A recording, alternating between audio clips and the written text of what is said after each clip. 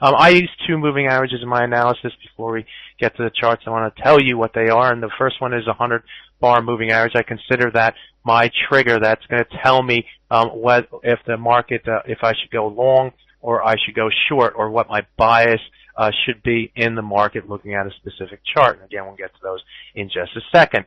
So it's where an action is going to take place in my trading, or I have an option to have an action take place. Okay, I don't take all the signals that a moving average may give you, but it would definitely be a trigger, is something that's going to tell me which way my direction should be. Should it be bullish or should it be bearish? And the second moving average I use is a 200-bar moving average, and that I consider my confirming moving average. That gives me confidence in the directional bias of the move.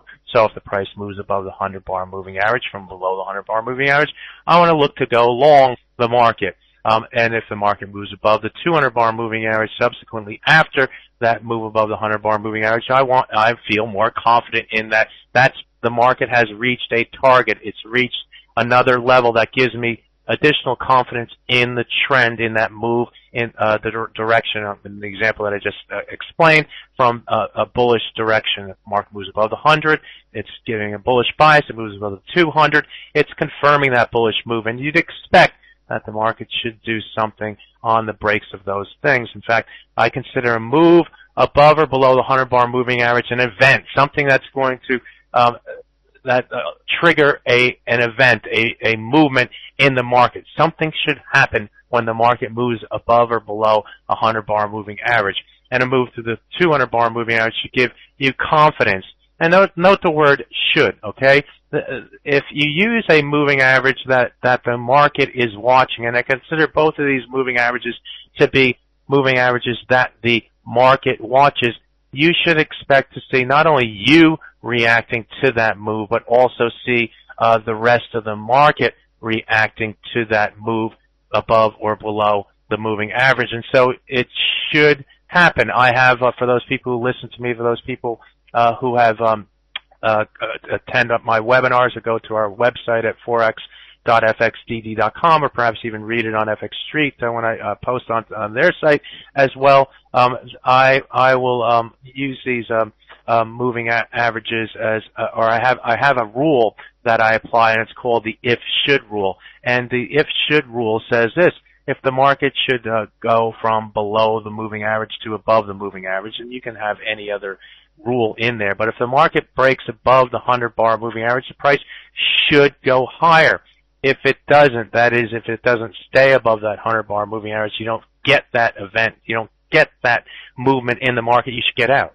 You should get out. Why? Because the market's not doing what it should do. That's what should happen.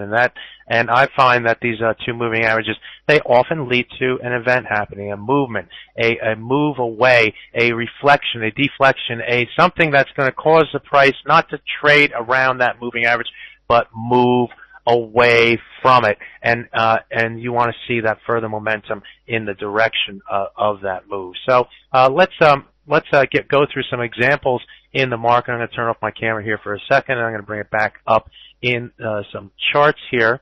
So just bear with me for a second. And by the way, if there's any questions, you can just send them in. But what we should see here is that this is the euro versus US dollar. Let's go to the 5-minute chart just here for a second. And what we saw here as an example is that the market was staying, this is a 5-minute chart of the euro, and I look at 3 different time periods in my chart. But let's go back to the beginning of the day. This is the beginning of the weekend day, and you can see on Friday what happened. This is the 100-bar moving average, and on Sunday night when the market opened up, it actually gapped above the 100-bar moving average. Ironically, or maybe not ironically, the market closed right at the 100-bar moving average on the 5-minute chart. And if I can go back in time, you can see that for most of the day, the market was below that 100-bar moving average, trending to the downside. We had a corrective move that got with it close to the moving average here. This high came in, looks like around 137.65, and the moving average was at 137.70. So there's only 5 pips away from that moving average. And what does that signal to traders? Well, the trend is down. The market corrects. The market corrects up to the moving average line. And this allows a trader to define his risk. from our last show, risk, risk, risk. If you can define your risk, and if the price stays below that moving average line, guess what? That you have the opportunity for the market to move in your direction. If it doesn't, you get out and you lose 10 pips, maybe 12 pips or something like that. But we were looking at the euro here, and I was talking about this area right here, and this is Friday's trade when the market was trending to the downside. We had this corrective move, and the market was able to trade, or market traders were able to trade against this 100-bar moving average. That's always the blue line in my chart, and the market moved away from that level. Why? Because traders could define their risk. The risk is this small amount. If the market moved above the 100-bar moving average, they would get out. If the market stayed below, you stay in the trade, and the market moves down to, it doesn't make it to new lows. In fact, it makes it to this low right here before the market finds some bottoms. So at the very least, a trader could have sold in this area with this amount of risk, and made the difference between that period, this area here when the market on Sunday night, well, it actually closed on Friday afternoon right at that level, so you probably would have gotten out when the market failed to get below this level. It's probably giving you a clue that the market had already run its course and we're moving into the Friday close. So what happens today? The market opens up and gaps higher initially on the opening, and then we come down to the 100-bar moving average. This is typical. The market typically finds support or resistance against that level. It's kind of a point of reflection of deflection, and then the market moves higher. But when it breaks through this line right here, it is a trigger. It says to me, hey, I expect the price to go down. I expect the moving average to be a leading indicator with the price below it to lead the market to the downside. As long as the price is below that, it should go lower. And that's exactly what it did. It made it through its low here, and then started its move back up to the upside. So from a trader's perspective, from someone who's looking to execute transactions in the market, this failure above the on the opening and a move down to test the 100 and a break through that level was a clue. It was a clue that said, hey, expect the market to go down. The market should go down if it doesn't get out. But that is trading. It's about expecting something to happen. If it happens, you're a winner. Now you have to look for next targets along the way. Look for levels to profit. And if you're right, you should be able to at least make some sort of profit on this trade. Now, from the strictest standpoint, where would you get out of the trade? You would get out when the price moves back above the 100-bar moving average. Why? The bias turns from bearish to positive, but of course you as a trader are a little bit more probably a little bit more active, probably a little more proactive in your trading, and you might think that, well, once the market bottoms and the market moves back above that 100-bar moving average, the bias turns back to a little bit more to the upside. It's failing down here.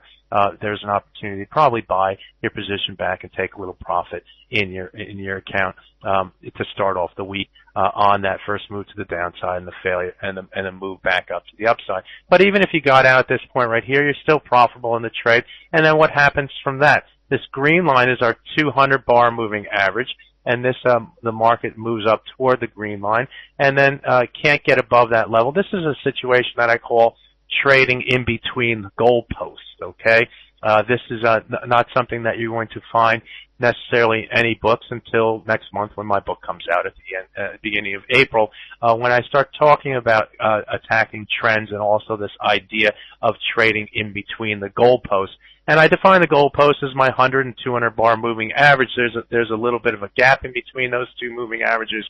It says that as a result, what you get is these buyers at dips, maybe buyers in this area coming up, and they're looking for levels to take profit.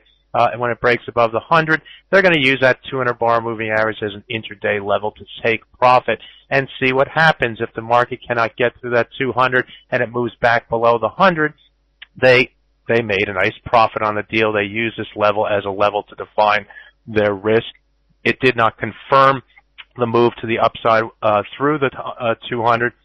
But if it did, like at this point right here, they have an opportunity to get back in the market. And this is why markets go up and they correct and they go up and they correct, because they reach certain target areas. This level right here is a target area. Why? Because it was this high right here on Friday afternoon. And so it becomes a level of resistance, and that's what markets do. They move from level to level. But what we can see in this chart here is that it had resistance against the 200, but it had to get through the 100. When it didn't, it gave the AOK to buy. So it was a leading indicator staying above this 100-bar moving average that the bias was back to the upside. The failure at the 200 was one thing. The inability to get through the 100 was another thing. It gave an indication that, hey, it's okay to buy the market, expect the market to move higher, and the moving average led the market to higher levels. The inability to move below that 100-bar moving average said, you can go to the upside market. Go ahead. Try it. Let's see how far we can get. And that's how we see the market progress for the rest of the day, or for the rest of the London session. Really, we moved all the way up to the top until we find some resistance. And here, in the last, hour or so, the market has moved back below the 100-bar moving average on the 5-minute chart. And as soon as we went below that key support, that level, through below that level, we've seen selling pressure come back into the market. And what do? We corrected up because we came down to a support area, some area, and you have to go back in time, but you can look back in time, and this was a level that I looked at this morning, that I outlined this morning in my commentary, that this is going to be a support line. Why? Because the market spiked up to this level and spiked down. Next time it came up to that level, it came back down. It came up to this level, came down, came up to this level, came down, and then moved up and used that level of support. Well, that's what I call a remembered line. That's why I have this line in here. So the market moved down to that level. Not to mention we have other tools like the 38.2% retracement. So what happens is the reverse of down here. It moves to the 100. The 200 is way down here, so it looks for other areas of support. We also have the trend line here. And the market, what has the market done? It's come back, tested the 100, and moved back to the downside. So right now we're kind of in between our own little goalposts here. In fact, the goalposts are much wider here, but we're finding other levels of support on the downside, but we're using the 100-bar moving average as resistance on the top side. And this is what trading's about. It's about going from level to level, about using the tools and the things like moving averages as levels to lean against. So this is nice and clean, and you can see it. You can see how the market found support against 100, moved up, broke through the level, came back higher, came back, and now the market has a decision to make. So what would I think going forward in this euro versus US dollar? Well, guess what? If we break through this trend line, if we stay below this 100-bar moving average, we should see further selling pressure with the 38.2 and the 200-bar moving average being the next target.